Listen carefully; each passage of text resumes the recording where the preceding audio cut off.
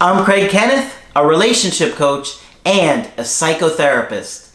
Every relationship is different and every breakup is different. Work with me and you'll get professional help on your situation. And if you're in no contact, focused on personal growth, my workbook series, The Knowledge, will help you make changes like you've never made before. Available now at AskCraig.net.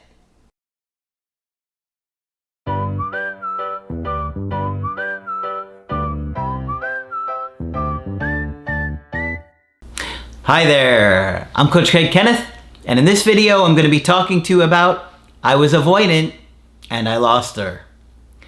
So one of the things that we always talk about on the channel is attachment styles, and one of the major attachment styles is the avoidant attachment style. And oftentimes the avoidant partner shuts down because they can't handle the level of closeness and intimacy that their partners need.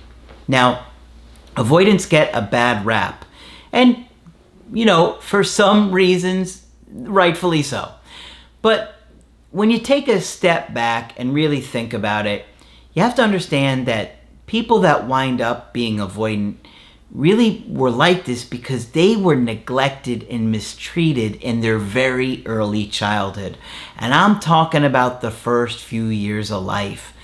So imagine a baby, a 1-year-old, a 2-year-old, a 3-year-old being neglected, left in the crib, being told to cry it out. Oh, you'll be fine. Ignored. When you go to your parents to get your needs met, they shut you down. They have a nasty temperament or attitude, or they're stressed out, or they have their own mental health problems, or they're, alcoholics and drug addicts, or they're working all the time. These are all kinds of situations that we see fairly regularly. You don't wind up avoidant when things were good. It doesn't work like that. You wind up secure. Okay? So if an avoidant tells you that life was good, their childhood was good, no. It's because they have swept so much under the rug and gaslit themselves into believing that it's true. But I guarantee if we had video cameras that were recording their early childhood and sit and watch that early footage, it wouldn't look good and it would be hard to watch. So try to have some empathy and compassion for the avoidant, even though you at the same time might be frustrated and angry at them. Just try to understand that this came from them having a very difficult childhood. Okay? So today I've got an example of an avoidant who acted avoidant, then lost their partner, and then wanted them back. So let's get into this email, and you can see there's a lot to this one, and it gets a little complicated and complex, which it often does. They said, "Hello, Craig. I have a situation where back in 2017, I met someone online in another province. I am in Canada. He's in his 50s. And she is in British Columbia. We really hit it off great, and I felt she was the love of my life." Now, she's in her mid-50s. Let's call her Betty, okay? Betty and I started having problems after about a year. This is what we're always telling you guys.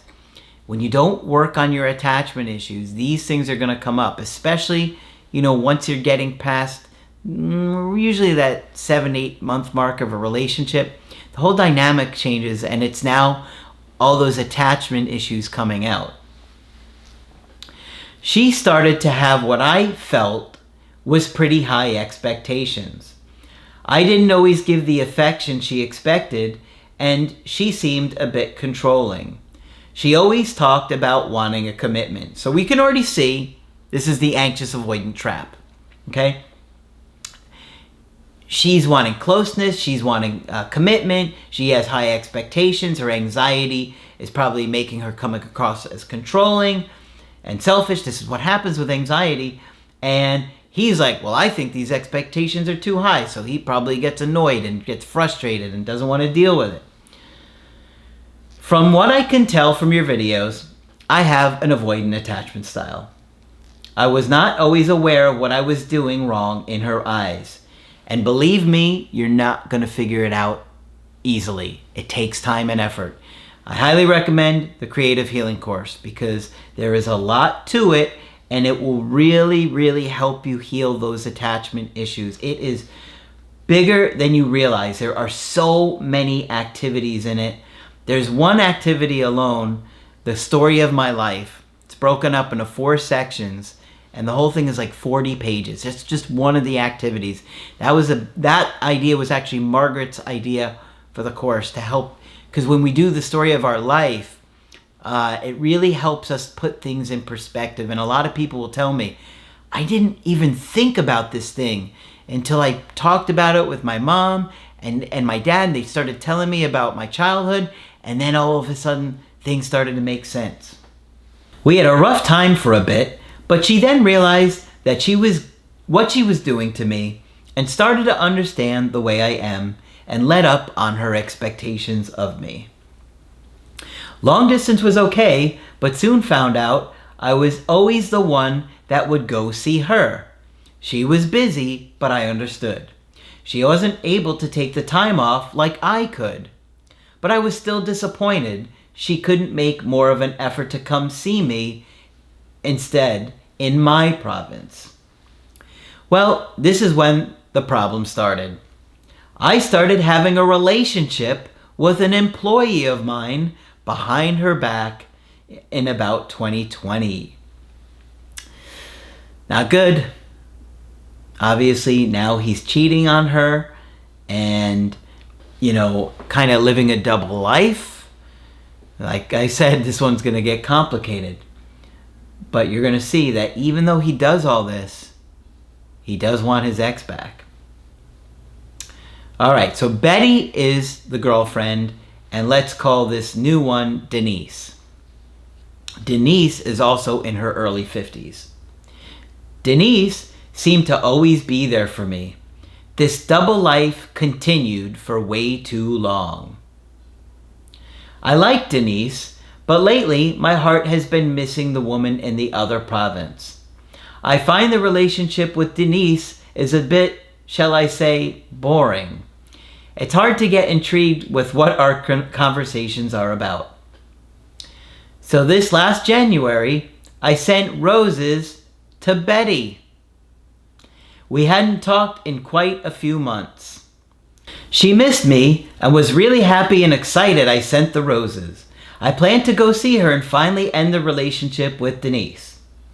The day I went to leave to see her, though, something triggered me and did not go. So here we have the avoidant being avoidant. Something triggers him. He doesn't even know what, but he doesn't go. He just shuts down. That devastated Betty. At first, I was relieved.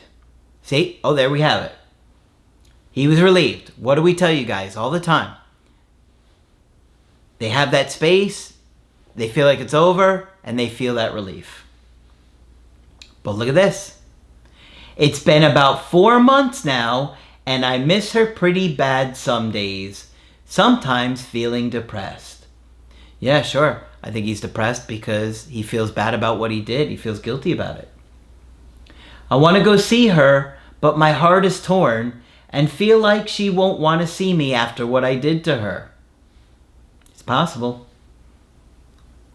I don't want to hurt Denise, but know that day must come if I try and get back with Betty. Okay, so he's still with Denise. This is not good, right? You got to have integrity, people. Like, you can't be doing this to people. This is not right. And he knows it.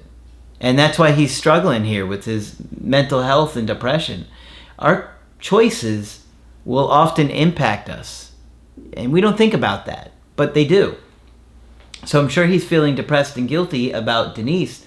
But if you don't really want to be with Denise, then you got to communicate like an adult and share what's going on with you. All right, so he says, my parents are good people, but did not have a lot of time for me when I was younger. What did I just say up front about avoidance? My father cheated on my mother when I was young. To make matters worse, it was with my brother's wife. Okay, so take a look at this. His father cheated on his mother with his uncle's wife. So his father left his mom for his uncle's wife. It's his aunt, but through marriage, not biological. So what do you think that is going to teach him about relationships? What do we tell you about trauma? If you don't talk about it and deal with it, you're going to act it out in an effort to understand it. And look at what he's doing. Devastated by an affair in his own childhood, and look at what he's doing. Having an affair, probably on some level, trying to figure out what his parents were doing or his dad was doing. He says, my uncle was someone who was a strong role model for me when I was growing up. When the truth came out about my father and my uncle's wife having an affair, my uncle stopped talking to us all, and rightly so. It was hurtful for me, though, as I actually looked up to him more than my own father. My mother stayed with him and are still together today, but was never talked about. Wow. I do communicate with my uncle again, but it's just not the same. My father is quite an avoidant as well. I have dated many different women in the past, and most I have felt very little emotions for. Got to deal with that trauma. Get into therapy. Keep watching the videos on attachment styles. I highly suggest you do the creative healing course. It'll help you to work through a lot of this stuff. Betty is a whole different type of person than I'm used to. She is very goal-oriented and very successful, and I would say hands down, the strongest connection I've ever had with a woman. I was married, but have been divorced over 10 years now. Betty and I bought a condo together and had really serious plans to live our lives together. I feel very attached to her. I think about her every day, and I find if I keep my mind busy, it subsides, but some days it's worse than others. I have been no contact since I abandoned her. Denise knows how deep my feelings were for Betty. I do like Denise a fair bit, but do have a lot more in common with regards to nationality, music, family, and obviously because we are on the same province. However, it just doesn't seem the same type of connection. I'm almost certain, though, that if Betty knew about Denise, she would end all communication with me. And rightfully so. I sold my business last year and have the ability to move where Betty is if I choose. I find that I tell myself that since the damage is done and trust is broken, I might as well stay with Denise and work on making that relationship better. But is that the right choice? You got to think about that for yourself. Only you can answer those things for yourself. I mean, you are stuck between two people here, and you're kind of, in a way, using them both and misleading them both. And you don't want to do that because you're just hurting these people. If you don't want to be with Denise, then let her find someone who does want to be with her. And if you don't want to be with Betty, then let her be with somebody that wants to be with her. But you lie to them so you can keep them both. And that's not fair to either. So in a way, you don't deserve either of them. You need to make decisions that act like an adult and respect other people's needs and feelings. Hard to hear, but it's the truth. You wouldn't want somebody to do this to you. I'm just wondering if you can offer some advice on how to sort these emotions and make a choice and stick with it instead of this back and forth that just gives huge anxiety and depression to me for days. I don't want to be in this position anymore, but I'm not sure how to deal with all this. I'm terrible at communicating. I don't think Betty knows about this double life I have been living, but she might have figured it out by now. Either way, I want and need to better myself so this kind of thing never happens again. Okay, well, this is a tough question because these are your feelings for these people.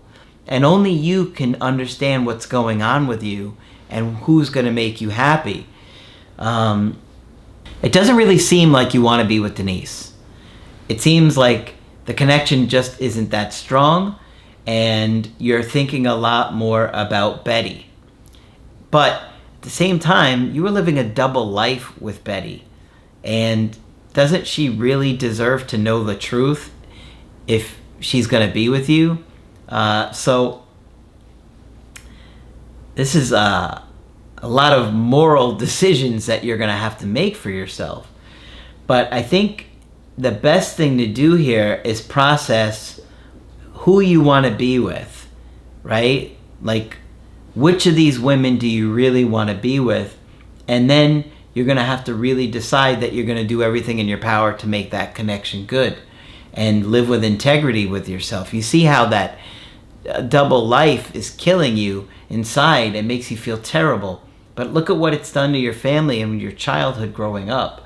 So you got to process your childhood stuff, and I think that will help you sort out how to deal with things in the present moment. I think that, if you end things with Denise and you want to repair things with Betty, if you want to really repair this where you're feeling good about it, I think you got to come clean. Because I think if you do, it will allow you to really have a fresh start and a healthy relationship with her. Otherwise, you're just going to have all these awful, icky feelings about it and know what you've done and feeling all this guilt and shame inside. So I think probably talking about it and being honest with her is the best way to go, and allowing her to decide for herself if she wants to be with you after what you've done. She really has the right to know that because you were together all this time, or it sounds like that, or at least most of this time. So yeah, I think you need to come clean here and allow Betty to decide if she wants to give this another chance with you based on the truth. Okay, don't let her decide this based on omission and lies, because I don't think you're going to feel good about it. And there's always the possibility that the truth comes out, right? Let's say you don't tell Betty the truth, and 2 years from now, you're together with Betty, things are good and better, and Denise comes along and contacts Betty. Now all of a sudden you've got all this giant mess, and you probably wind up in a breakup because you didn't come clean. So I think you need to come clean with Betty if you're going to try and repair it with her, and you need to figure out who you want to be with and what you want to do. And I really think you need to get into therapy to process your childhood trauma and really think about things and grow and learn how to make a connection work, because it's not easy to navigate relationships, and it doesn't seem like right now you have the skill to do these things. So you got to do that and take it very slow. But I don't think it would be fair to try and get Betty back without coming clean to her at some point and allowing her to make the decision based on the truth. Because imagine if it was the other way around and somebody did that to you, and they had been living a double life and having an affair on you for a long time, and they come back to you, you give them another chance, it's going great, and then the ex comes back or somebody else tells you what's happened. Now you're going to feel like the last few years, even though things were good, are a lie, and that you're a liar. So you got to think about these things. Obviously, it's a tough, complicated situation, and it's one that you should certainly, I think, talk to a therapist that specializes in relationships for, because, not all clinicians are going to have the kind of experience to help you process something like this. This is a lot. Okay, so hopefully this one's been helpful to you. Of course, if you want to get my help personally, you can do that on my website, askcraig.net. I do email coaching and I do Skype. You can get the Creative Healing course and my knowledge workbooks there as well. But that's it for this video. I'm Coach Craig Kenneth, and I will talk with you soon.